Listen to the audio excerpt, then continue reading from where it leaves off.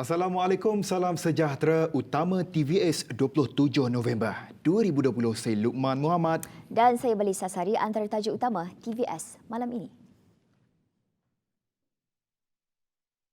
Seorang pegawai kanan kastam membuat laporan polis selepas menerima ugutan jenayah dari individu tidak dikenali. Pesuruhjaya Polis Sarawak Datuk Aidi Ismail dalam kenyataannya berkata, pegawai tersebut menerima sampul surat berisi 2 butir peluru hidup serta notis ugutan di kediamannya di Jalan Matang sekitar jam 12.30 hari pada Khamis. Bimbang akan keselamatannya, pegawai bertindak membuat laporan polis di Balai Polis Gitak pada Khamis.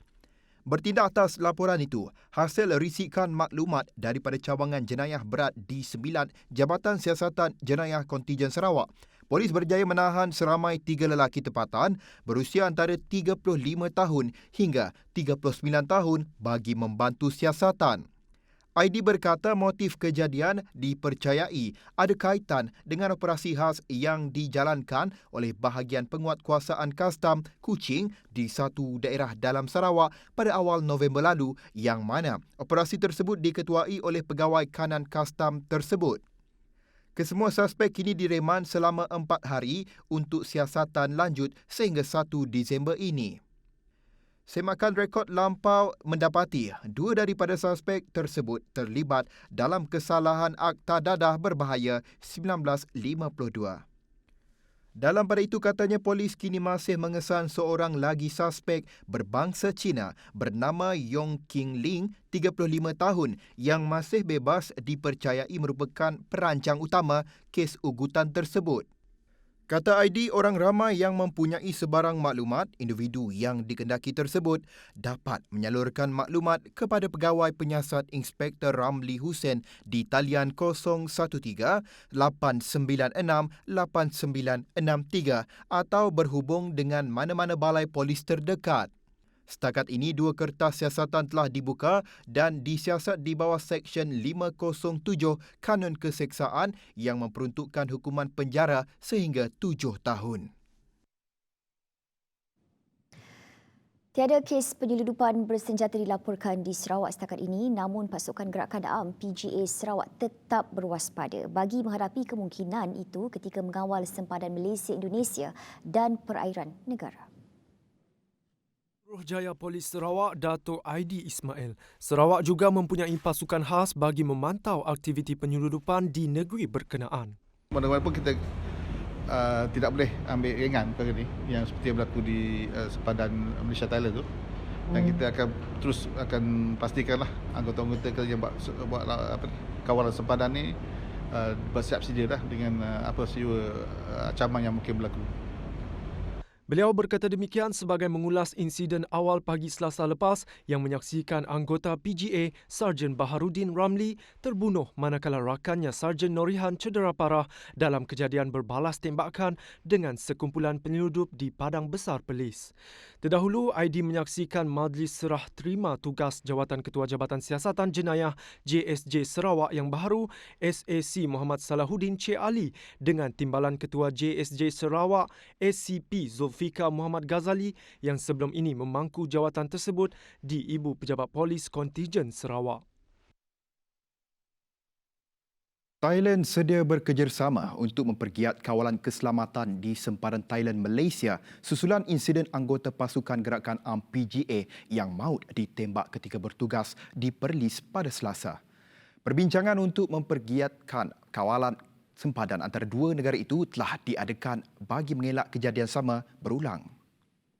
Komander Tentera Bahagian Keempat, Lieutenant General Kriang Krai Srirak yang merupakan pengerusi Jawatan Kuasa Sempadan Serantau RBC Thailand Malaysia telah menghubungi pengerusi RBC Malaysia, Lieutenant General Datuk Muhammad Abdul Rahman berhubung perkara itu. Pasukan keselamatan katanya akan mempertingkat kawalan di sepanjang sempadan termasuk mempergiatkan rondaan selain mewujudkan pos kawalan di lokasi strategik bagi mengekang kegiatan penyeludupan. Dalam pada itu, beliau turut menzahirkan ucapan takziah kepada ahli keluarga Allahyarham Sarjan Baharudin Ramli, 54 tahun yang terkorban dalam kejadian berbalas tembakan di sempadan Padang Besar, Perlis itu. Beliau berkata kedua-dua pihak perlu mengambil langkah sewajarnya berdasarkan hubungan diplomatik antara dua negara. Pada Khamis, seorang lagi anggota PJA cedera selepas terkena tembakan ketika menjalankan rondaan bersama-sama rakan setugasnya di sempadan Malaysia, Thailand dekat Bukit Kayu Hitam, Kedah, kira-kira 6.15 petang. Dalam kejadian pertama pada awal pagi Selasa, Baharudin maut manakala Sarjan Nurihan anak lelaki Tari, 39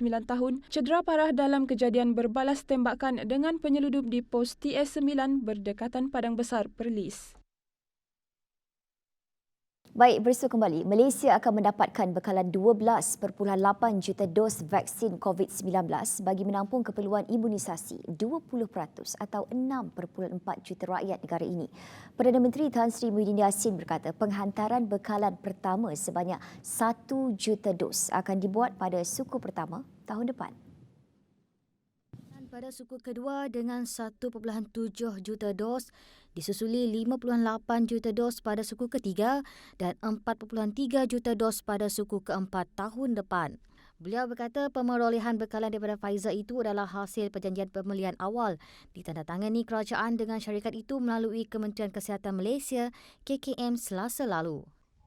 Perjanjian ini bertujuan untuk memastikan kerajaan mempunyai akses kepada data untuk menilai kualiti, keselamatan dan keberkesanan di samping menjamin akses pada vaksin tersebut sekiranya sedia untuk diedarkan oleh pihak syarikat. Pfizer pada 9 November 2020 menyatakan bahawa analisis data interim pertama menunjukkan keberkesanan vaksin ataupun vaksin efikasi ini adalah 95%. Beliau berkata demikian pada sidang media diadakan secara sidang video di Perdana Putra Kuala Lumpur pada Jumaat. Katanya lagi kerajaan memberi jaminan bahawa vaksin yang akan digunakan di Malaysia mesti melepasi syarat ketat ditetapkan bahagian Regulatori Farmasi Negara NPRA Kementerian Kesihatan. Sarawak kembali mencatatkan sifar kes positif COVID-19. Ini menjadikan jumlah keseluruhan kes sebanyak 1,062 kes. Menurut Jawatan Kuasa Pengurusan Bencana Negeri JPBN Sarawak, 3 kes baharu telah pulih dan dibenarkan discharge dari hospital pada Jumaat dan masing-masing adalah dari Hospital Umum Sarawak. Jumlah kluster yang masih aktif kekal 6 iaitu kluster Besi, kluster Jalan Abel, kluster Baki, kluster Seladah, kluster Green Hill dan kluster Wisma Seberkas. Sementara itu, Malaysia pada Jumaat mencatatkan jumlah kumulatif kes sembuh daripada jangkitan COVID-19 melebihi 50,000 dengan 1,148 kes sembuh direkodkan. Kata Ketua Pengarah Kesihatan Tan Sri Dr. Nur Hisham Abdullah, angka itu menjadikan jumlah kumulatif kes sembuh COVID-19 sepenuhnya sebanyak 50,204 atau 81.2% daripada jumlah keseluruhan kes. Baik, seterusnya, ahli kumpulan wang simpanan pekerja KWSP yang memenuhi kriteria kelayakan boleh memohon program iSinar bermula pertengahan Disember ini. Menurut KWSP dalam satu kenyataan pada Jumaat, pembayaran pertama akan bermula sebulan selepas permohonan diluluskan. Itu KWSP akan mengumumkan perincian iSinar pada awal minggu hadapan. Berikutan pengumuman Menteri Kewangan Tengku Datuk Seri Zafrul Tengku Abdul Aziz berhubung pengeluaran iSinar. Perincian yang dilakukan merangkumi kriteria kelayakan ahli yang pendapatan terkesan, termasuk mereka yang kehilangan pekerjaan atau mengalami pengurangan gaji. Terdahulu, Tengku Zafrul mengumumkan program iSinar diperluaskan kepada semua ahli KWSP. Jumlah pengeluaran maksimum meningkat kepada RM10,000 bagi mereka yang mempunyai simpanan RM90,000 ke bawah dalam akaun satu. Bagi Yusam Daau, pengumuman tersebut merupakan satu perkabaran gembira. Lebih-lebih lagi buat golongan terjejas akibat pandemik COVID-19. Amat diperlukan because kita pun boleh tengok sekarang ni kerja on off. Kerja sekejap ada, sekejap tak ada. Betul? So memang perlulah, wajiblah iSinar dibagi semua rata. Yang one off untuk 10,000 tu amat diperlukanlah. Okey. Pengeluaran Asina ya baguslah untuk mereka yang ada kena efek dengan COVID-19 tu. Jadi ya sedikit sebanyak dapat membantu sidak yang terkesan dengannya lah. Jangan mudah terpedaya dengan aplikasi palsu mengenai pengeluaran akaun satu kumpulan wang simpanan pekerja KWSP menerusi program iSinar. Menerusi perkongsian di laman Facebook rasmi KWSP, pihaknya memaklumkan tidak pernah melantik pihak ketiga untuk menguruskan pengeluaran wang caruman. Saat ini, tiada aplikasi yang dibangunkan oleh pihaknya untuk meminta maklumat ahli berkenaan pengeluaran caruman dalam akaun satu KWSP mengenai permohonan program khas itu. Proses muat turun serta daftar aplikasi iAccount KWSP dan semakan serta transaksi boleh dilakukan secara dalam talian melalui aplikasi berkenaan sahaja. Selain itu, orang ramai dinasihatkan untuk merujuk info yang sahih melalui media sosial dan laman web rasmi KWSP. Antara aplikasi palsu yang kini mula digunakan oleh orang ramai termasuk aplikasi MyFund dan 3 aplikasi yang menggunakan nama sama iaitu iSinar Online. Kementerian Perdagangan Dalam Negeri dan Hal Ehwal Pengguna KPDNHEP melancarkan garis panduan pengurusan bencana bagi kelestarian bekalan barangan keperluan. Ini sebagai persediaan menghadapi bencana banjir susulan bermulanya fasa monsun timur laut bulan ini hingga akhir Mac 2021.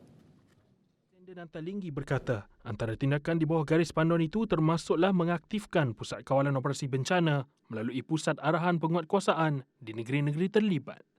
KPDNHEP akan bertindak ke atas mana-mana pihak yang cuba mengambil kesempatan dengan melakukan kesalahan seperti menyeleweng, menyembunyikan, enggan menjual, mengenakan syarat jualan atau apa-apa kesalahan di bawah Akta Kawalan Bekalan 1961. Katanya tindakan juga akan diambil ke atas mereka yang melakukan kesalahan di bawah Akta Kawalan Harga dan Anti Pencatutan 2011 seperti melakukan pencatutan atau menjual barang kawalan melebihi harga maksimum yang ditetapkan sepanjang bencana banjir. Pengumuman Ketua Menteri Sarawak Datuk Patinggi Abang Johari Tun Openg mengenai pembinaan sebuah pusat penyelidikan penyakit berjangkit adalah tepat pada masanya.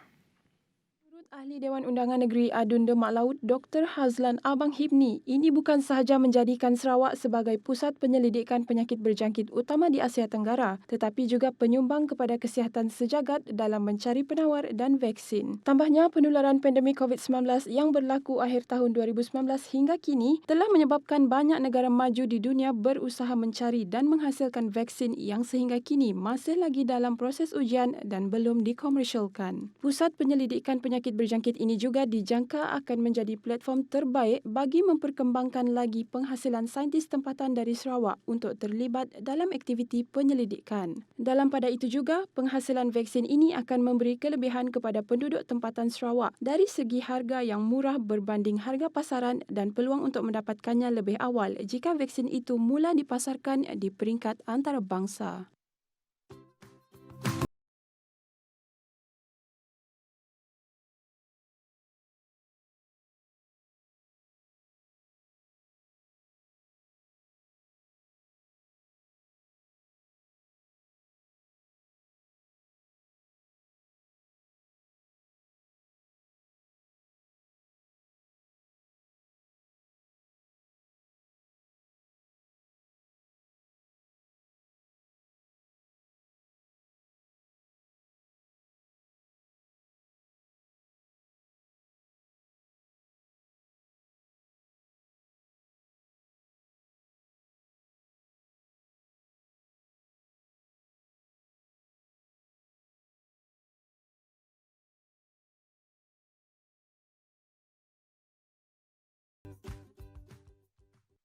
Bertemu kembali. Sebagai usaha membantu permudahkan pergaulan dengan masyarakat, Persatuan Orang Kurang Upaya OKU Kuching mewujudkan latihan vokasional.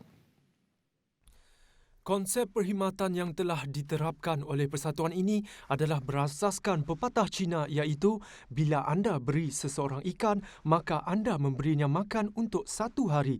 Tetapi bila anda ajar seseorang itu memancing, maka anda akan memberinya makan seumur hidup. Bertempat di Stapok, Persatuan OKU Kuching menyokong penjagaan sosial dengan menetapkan 3 arah iaitu perkhidmatan, advokasi dan usaha. Pengerusi Persatuan OKU Kuching, Shen Chiu Xiang berkata, matlamat persatuan ini memberi tumpuan pada pembangunan dari 3 aspek iaitu perkhidmatan, kesedaran dan hak.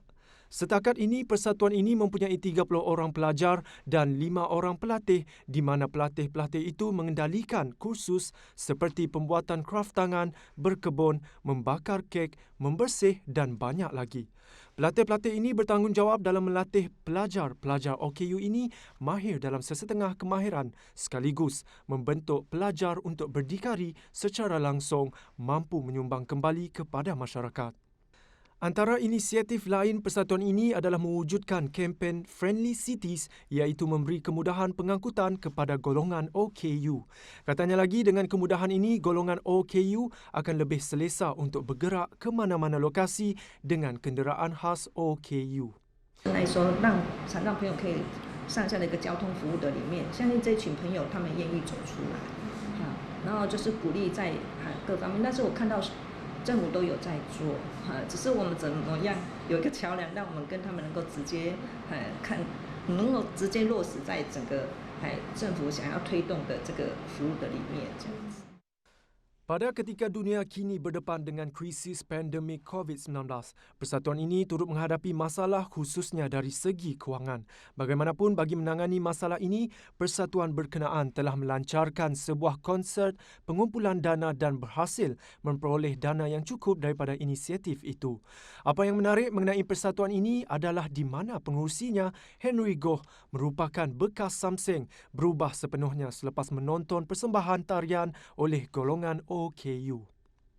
所混的日子真的是一点不开心呀，所以那时候我就决定就砍断这条路，来做这个走这个里程咯，所以我这就走这个里程呢，我希望就是坚持希望我也希望让大家来看看我怎样改变自己，希望就这样Baik, seterusnya, Suruhanjaya Pilihan Raya SPR menetapkan pengundian pilihan raya kecil PRK bagi kerusi Parlimen Gerik Perak dan Dewan Undangan Negeri Dun Bugaya Sabah dijalankan serentak pada 16 Januari 2021. Pengerusi SPR Dato' Abdul Ghani Saleh ketika mengumumkan urusan kedua-dua PRK berkenaan pada Jumaat berkata, hari penamaan calon ditetapkan pada 4 Januari 2021 manakala pengundian awal pada 12 Januari 2021. Dua-dua PRK berkenaan perlu diadakan berikutan kekosongan luar jangka kerusi Parlimen Gerik dan Dun Bugaya susulan kematian kedua-dua penyandang kerusi tersebut. Penyandang kerusi Parlimen Gerik, Allahyarham Datuk Hasbullah Osman meninggal dunia pada 16 November. Manakala penyandang kerusi Dun Bugaya, Allahyarham Manis Muka Muhammad Dara kembali ke Rahmatullah pada 17 November. Bagi kedua-dua PRK itu, Abdul Ghani berkata, SPR menetapkan tempoh berkempen selama 12 hari bermula selepas pengisytiharaan calon-calon yang bertanding hingga 11.59 malam pada 15 Januari 2021. Pusat penamaan calon dan pusat penjumlahan rasmi undi bagi kedua-dua PRK berkenaan akan masing-masing diadakan di Dewan Serbaguna, Majlis Daerah Gerik dan Dewan Masyarakat Sempurna. Semua aktiviti berkempen berbentuk ceramah, syarahan, kempen ziarah rumah ke rumah, walkabout atau pengedaran risalah secara bersemuka tidak dibenarkan, sebaliknya calon digalakkan berkempen menggunakan saluran media sosial. Bagaimanapun, calon dibenarkan untuk memasang sepanduk di dalam kawasan pilihan raya. Baik, sedikit perkembangan sukan. Persatuan Bola Sepak Malaysia FAM sedang giat mengenal pasti kerosakan yang berlaku kepada industri bola sepak negara berikutan kesan daripada pandemik COVID-19 ketika ini.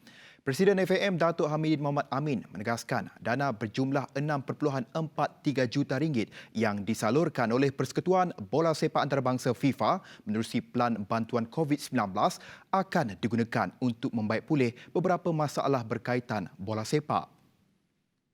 Katanya FAM komited untuk memulihkan semula arena bola sepak tempatan dengan menggunakan dana berkenaan.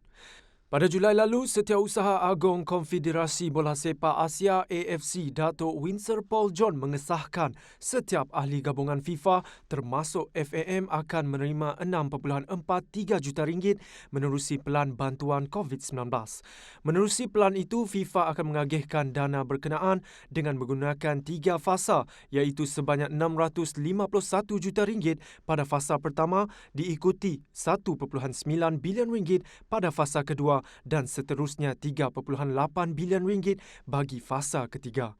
FIFA dalam kenyataannya berkata, geran terbabit boleh digunakan ahli gabungan untuk membantu komuniti bola sepak masing-masing termasuklah pasukan pemain, liga dan pihak yang terjejas dengan pandemik COVID-19.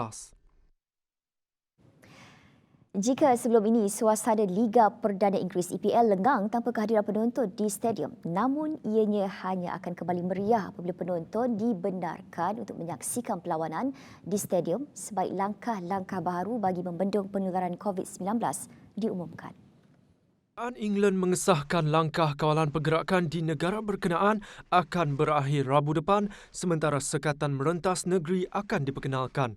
Walaupun venue perlawanan belum diklasifikasikan dalam tahap 1 bagi penilaian keselamatan pandemik itu, sementara beberapa stadium di tahap 2 ia masih membolehkan langkah membenarkan seramai 2,000 penyokong hadir menyaksikan perlawanan. Antara 10 kelab EPL yang akan mula dibenarkan kemasukan peminat di bawah peraturan baru itu adalah pasukan London yang terdiri daripada Tottenham, Chelsea, West Ham, Crystal Palace, Arsenal dan Fulham selain Liverpool, Everton, Brighton dan Southampton. Sehubungan itu, separuh lagi kelab masih perlu beraksi di gelanggang tertutup termasuk Manchester United dan seteru terdekat City. Ini bermakna perlawanan pada 4 dan 7 Disember depan akan menyaksikan kepulangan penyokong termasuk membabitkan pertembungan derby London Utara di antara Tottenham dan Arsenal. Beberapa kelab lagi dijangka akan mendapat lampu hijau berhubung kemasukan peminat menjelang aksi ketiga-tiga division kancah itu minggu hadapan. Isah, laporan itu tadi mengakhiri utama pada malam ini. Betul. Ingat, peperangan kita menentang COVID-19 masih lagi belum berakhir. Apa kita perlu buat, Melissa? Apa kita perlu buat? Kita kena cuci tangan selalu dan jangan lupa untuk sentiasa ingat social distancing, jarak fizikal anda, dan jangan lupa kalau pergi keluar ke mana-mana untuk sentiasa pakai pelitup muka. Betul. Dan untuk itu, saya Luqman Muhammad. Dan saya Melissa Sari. Teruskan kesertaan anda bersama saluran Astro 122. Assalamualaikum dan salam hormat. selamat malam.